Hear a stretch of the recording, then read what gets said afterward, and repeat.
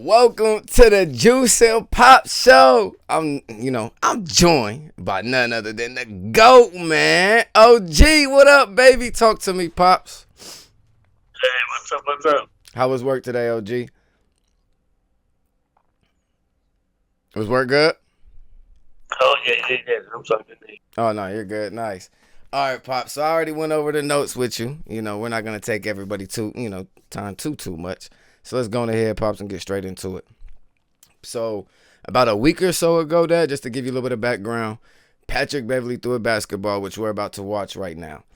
And then he just was suspended as of last night or afternoon yesterday for 4 games. And they were eliminated from the playoffs, so it'll go towards next season.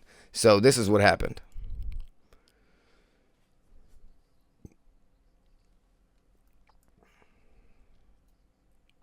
Did you see it? Yeah. So he got the ball back from the fan and then beamed him with it. I'm a huge fan of Pat, though. Pat Bev got his own podcast with Ron. They be killing it. But he had this incident and then another incident with a news reporter that was very into the business of ESPN. And he asked her, are you subscribed to my podcast? And she said no. So he totally ignored her and basically told her just to kick rocks. That's, you got to be subscribed to my podcast to ask me a question, basically. So ESPN completely cut him off of possible networking with them too. So now he doesn't have ESPN, and then he just got suspended for 4 games. So he's off their format. Yeah, he's off their format for sure. And I don't think that he was on their format. He's been on YouTube with this podcast. But I doubt that he'll ever be able to get something with ESPN now, or at least for a while. He was just mad on how the game went and whatnot for throwing the basketball. I get it, you in the moment, but I think the second throw, that was the bullet pass, that's kind of crazy because the fan could have just acted like he got hurt from it or something if he really wanted to. Take over like that. I called it. I'm just saying that. No, yeah. Definitely a little ignorant, but the moment gets to you and stuff, and he probably wishes he could take it back. But then maybe again he's probably man, fuck that fan. I don't know. Maybe the fan said some wild shit, Pops. I don't know. It is what it is. Yes, sirski. All right, Pops. So Glenn Baby Davis is serving 3.5 years.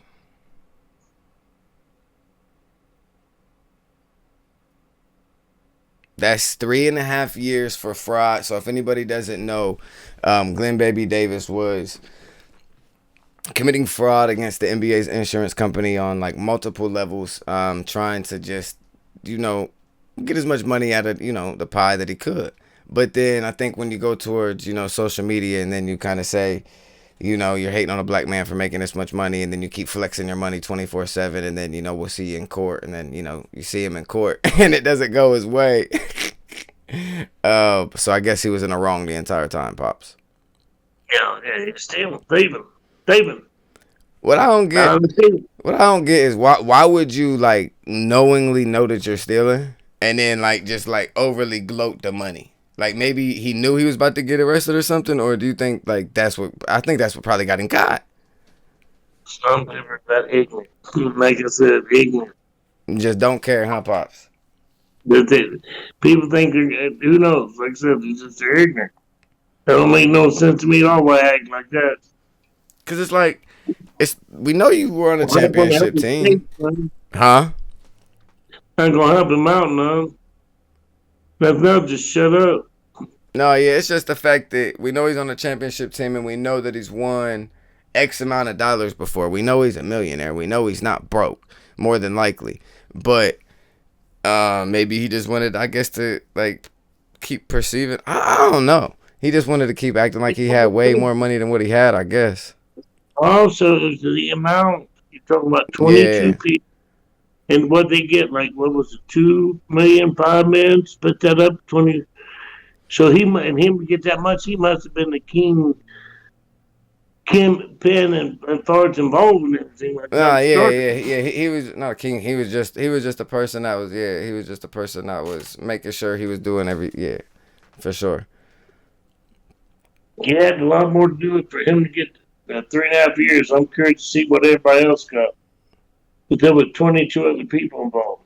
So, oh yeah, see, I didn't even notice that. So if there was 22 other people involved, yeah, you kind of wonder how much time other people got because then if like he got crazy amount of time compared to other people, then that means he was definitely trying to make sure he was getting maximum amount of money 24/7 for sure. Well, dude, just do the basic math. 22 divided.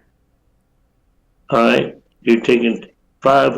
What was it, 2 million divided it by 22. Let me see. You're talking about a little over a million apiece. You said 2 million. Yeah, 2 million not even divided by 22 is 90,000 a piece. not even 100,000. Yeah, it's not even 100,000 a piece. Yeah, and to really, and like I said, Yeah, yeah. I mean, but yeah, I could see them giving somebody 3 years, 3.5 years for 90 grand. Especially if they're an NBA player and they're trying to make an example of you. that's what I'm saying. That, but I don't think, but 22 people. That's what I'm curious about what the other people got. Oh, I see what you're saying. I see what you're saying. All that makes a difference to me and what's going on. Yeah, well, I guess we won't know until we know, Pops. So Frank Gore Jr. Frank Gore Jr. went undrafted in the draft. He went undrafted, but he gets picked up by a team. And then he goes to the media and says, I don't believe 257, athletes were better than me, in this draft, respectfully. Not even speaking on, what his pop's name is, just on him, saying 257 aren't better than him. I may need to go watch some tape. I haven't watched the tape, Pops.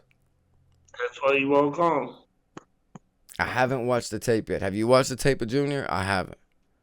No. So we'll have to watch tape and be able to come back with that and let people what we know. Because I haven't watched the tape. And that's on us. My bad, Chad. We probably could have watched the tape first. My fault. But based off of just being Frank Gore's son, I'm probably going to draft him. At least in the 7th round. At minimum. I mean, but Jerry Rice's son, Pops. I mean, Jerry Rice's son didn't go draft it. So, I mean, shoot. We got both. We got both sons from solid, creditable fathers in the NFL. Yeah, but I watch a lot of stuff with Precious Son. I like him and like a lot of his attributes. As far as Gore, he wasn't even on my radar. Oh, Junior wasn't? Yeah. So you think maybe there's a decent gap in between Frank Gore and Junior then. But, we got to rewatch the film just to, actually see what's really going on. Yeah, no, my bad. Yeah. Oh, okay. My bad. I didn't want to say that if you wasn't agreeing. My fault. Like I was supposed to agree with you. No, I thought that's what you were saying. So I was just saying, like, was that what you were saying? Or no, I didn't want to say that if I was wrong. But yeah. Okay, so Frank Gore Jr. I'm forgetting who he went to. Let me see real quick. Frank Gore Jr. Plays for who?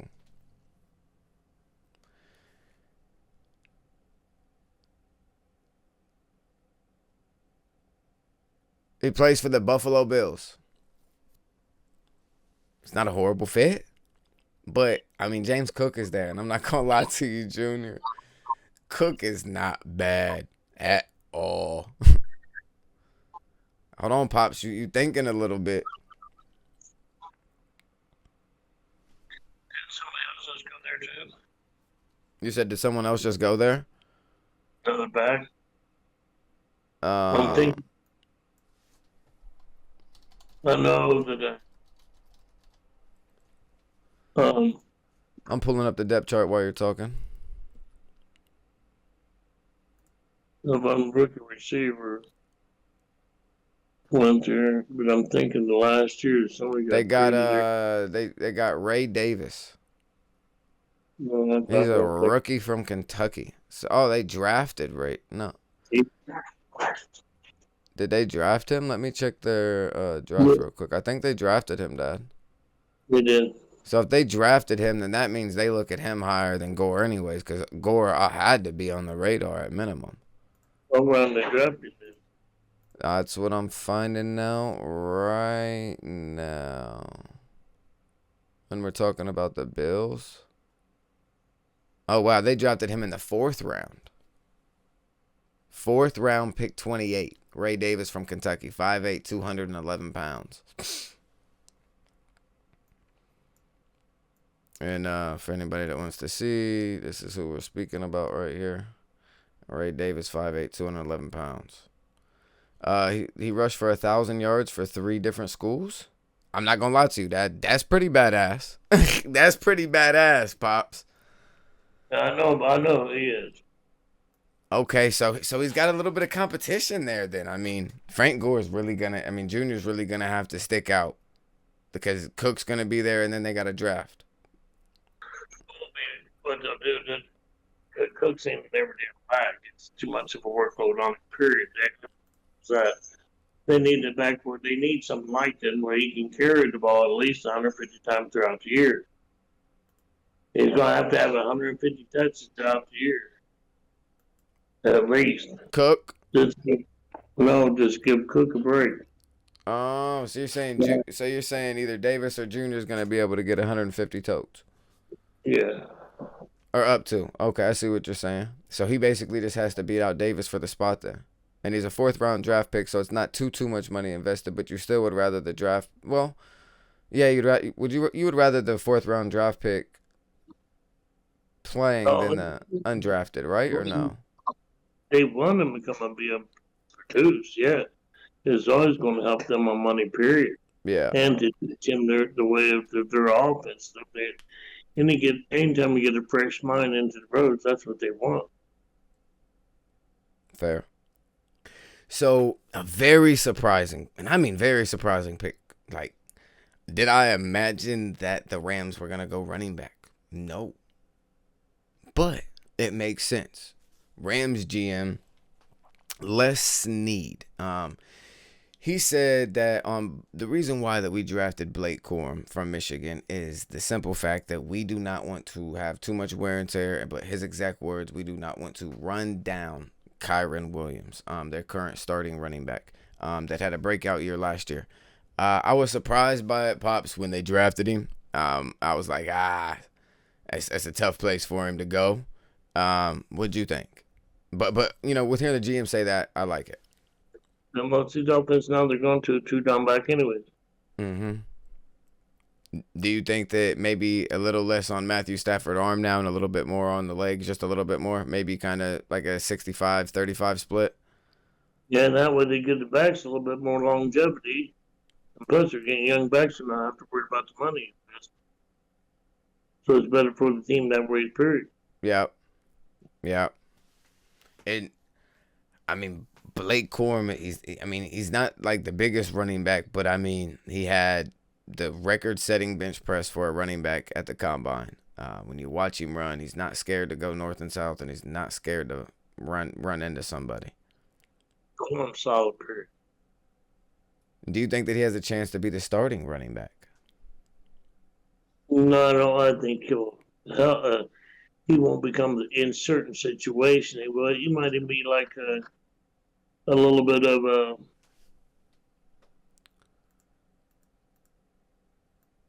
who I want to say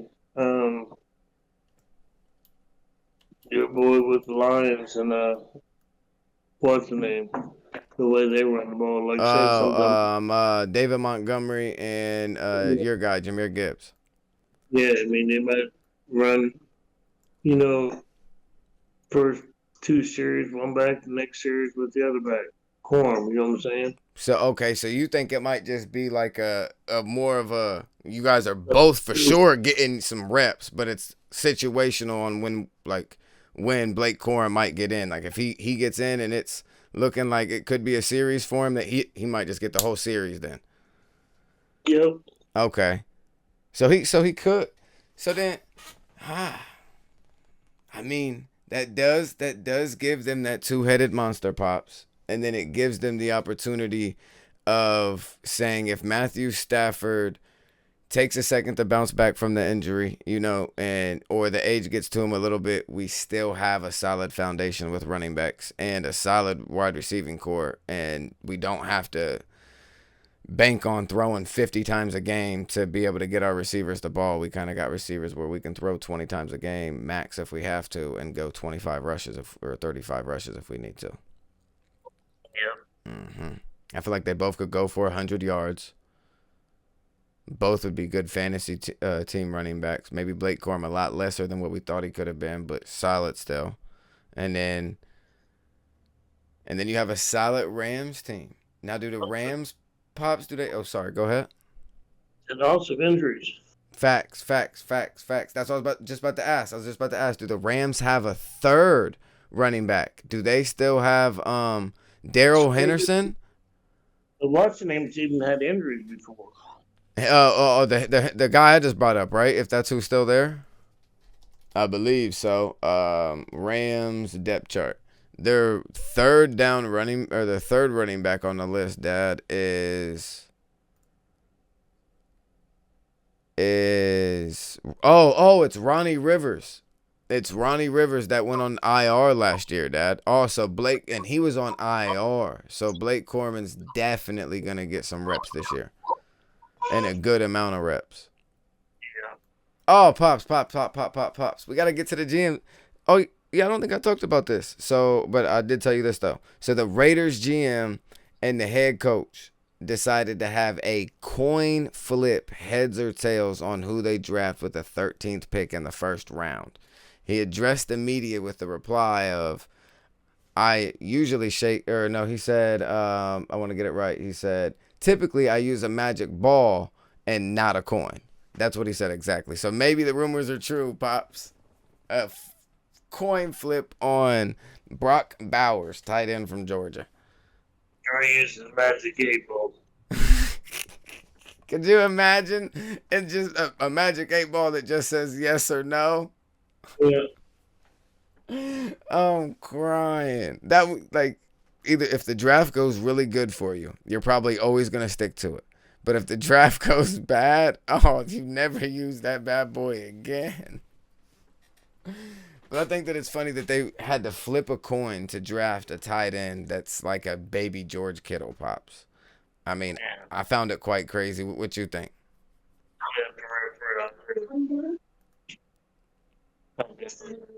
I can't hear you. I said I definitely agree. You agree? For sure. All right, Pops. Let me see. Oh, and let me add this on. I will say, I approve of the Raiders' first round draft pick for the first time in a long time. Oh, yeah. He ain't liking it, but... Yeah. Whoever lost the coin flip, sad. And I wonder, who do you think the player could have been? Here, Pops, let's try to do that real quick. I'm going to go by rounds, and I'm going to say that like 4 people after that, because that's probably who it could have been. So we have Brock Bowers. We have an offensive tackle from Oregon State, Fuaga. Oh, it was probably either Bowers, Dad, or huh? Brock Bowers. No. I'm saying that's who the one guy. I'm saying who the other guy wanted when they flipped the coin. I was wondering, who do you think the other side wanted? And I'm thinking maybe it was the edge rusher that the Colts drafted, Latu from UCLA. I don't know. That's the only thing. Like when I'm looking at the draft, that or Dallas Turner is the only thing that makes sense. But those second defensive line, so they just got 2 more in, so I can't see him drafting my defensive lineman on the edge rusher. That's fair. So maybe he wanted offensive tackle. That could be more. Okay, so maybe it was Tyalise Fauga from Oregon State. I don't know, Pops. I don't know. I wonder who the other player was. Subscribe to the Juice and Pop Show.